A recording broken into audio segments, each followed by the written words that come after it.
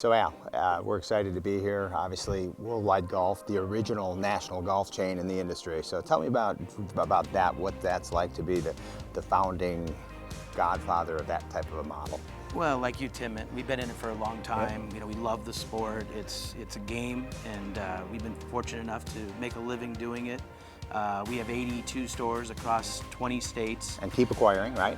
We're continuing to grow. yeah, you We're guys keep opportunistic buyers, and Good. if there's some opportunities out there, we'll continue to grow. And we like to support you guys, and that's why we're here. Well, we appreciate the opportunity. Obviously, Driver vs. Driver 2 is an exciting thing. I get into, obviously, we're here at your Orlando Superstore with Under the Edge and Watts umbrella.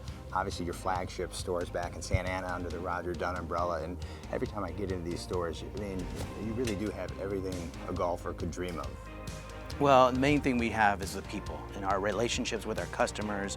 You know, we've been fitting golf clubs for over 50 years. Our average tenured manager is probably in the 25 to 30-year range. Absolutely. The relationships we have with customers are second to none. And that just says a lot about the Worldwide brand. When you can keep that type of loyalty in your employment and staff, it's pretty impressive, especially in what we see out in the retail climate today. So congratulations to you.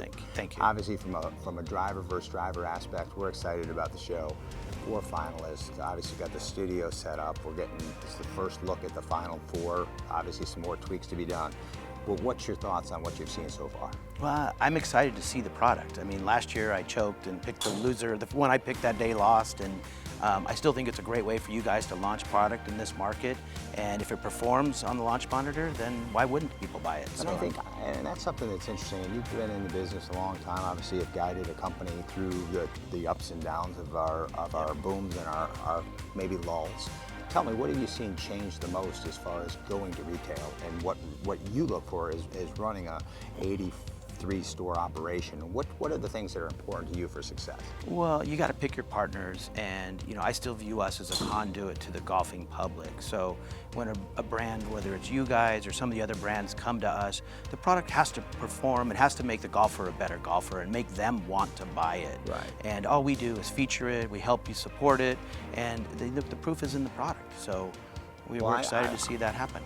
One thing I say that's unique about you and what you've done at Worldwide is obviously you found a way to balance all of the new launches, which is in the golf industry is pretty much every 6 months, yeah. whatever, 8 months, and actually being able to model yourselves where you have a trade-in program, which is very unique to the industry. Tell us a little about how that came about and how that works for you. Well, I mean, when you ask a customer to buy a driver for X number of dollars, they ask it's like driving a car. Right. You know, what do I do with my old car? I don't need 2. So you know, we have a very nice used club business, and we'll take in the driver at a fair price, but we think we can turn around and sell it for at a very minimal markup. And it's a way for the consumer to get in the latest and greatest for less money and not clutter up the garages. I mean, I'm assuming the golfers' wives are happy that they don't have 12 drivers sitting around, because they need a new one every year, right? There is no doubt about that, and there is no doubt about that. And cluttering garages, I'm an expert at that. From a macro experience, you know, I look at, like, you know, when we first did Driver 1, and we appreciate you being part of that one. We're more excited about 2. You know, what we try to do is take an approach to the younger generation, and they grew up with reality TV. So Right. This is a real reality experience. Obviously something that you and I didn't grow up with, but it was interesting to get the demographics from the last show and see that it was really 19 to 39 that was actually watching. Well, that's the demographic that we need. I mean, you and I have been we're the same age, we've Yep. been in this a long time. For us to be successful in the future, we need the younger people to be engaged in the sport. I mean, you like I love the game, but we got to get, like, you know, the kids involved, and it's a life-changing experience. Once you're hooked in the sport, you can play it until the day you pass. Right. Versus some of the other sports where you can't play basketball at 60. Right. Well, we might try, but we can't.